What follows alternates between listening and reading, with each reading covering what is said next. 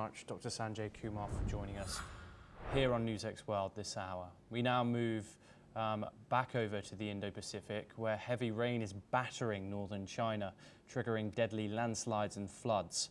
4 people have died in Hebei province and 8 remain missing. Over 4,400 residents have been relocated as flash floods hit Beijing's Mian district. Roads, crops and homes are now submerged. Power outages affect more than 10,000 people, and Beijing has issued its highest flood alert. Emergency crews are searching for missing persons, including a driver lost in the floodwaters.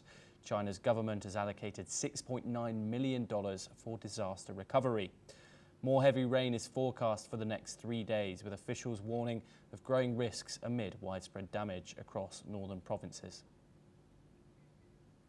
We're now joined by Desmond Majek-Kodunimi, who's an environmentalist. He joins us live from Lagos. Thank you very much, Desmond, for joining us on the program. Can you explain what's going on here?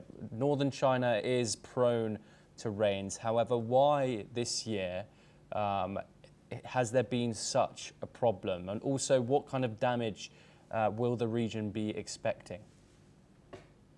Yes, it's a pleasure to be with you. Here we go again and again and again and again. We have been warned about this decades ago, and it's the simplest of sciences. When you add heat to water, you get more evaporation. And guess what? Our planet Earth is covered by around 70% of water body. And oh, guess what again?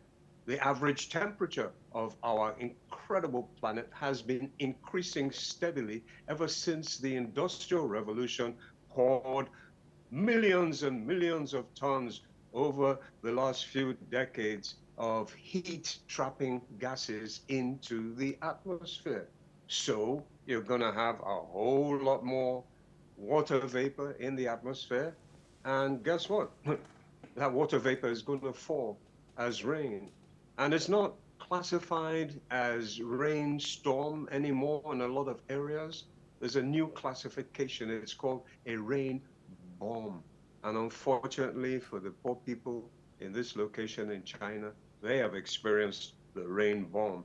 Oh yeah, what I'm talking about is what amount of rain that would fall during a period of 1 year. It fell in just a few hours in this location. And obviously, it's totally overwhelmed any of the flood relief systems that are there.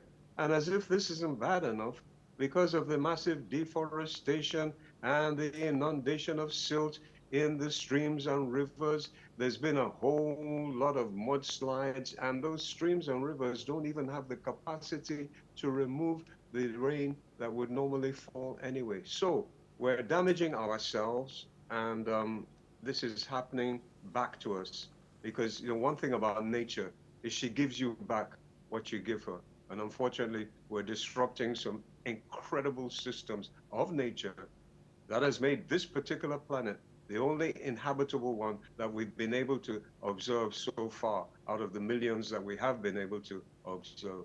And we're wrecking the systems. So it's like nature sort of telling humanity, hey, look, stop what you're doing. Because if you continue much longer, you're going to cause terrible catastrophes. But our hearts go out to people in China, and we hope and we pray that they shall take the necessary action to at least start to ameliorate this, to adapt to it, and also to mitigate. Yes, Desmond Majek-Kodunimi, thank you very much for joining us on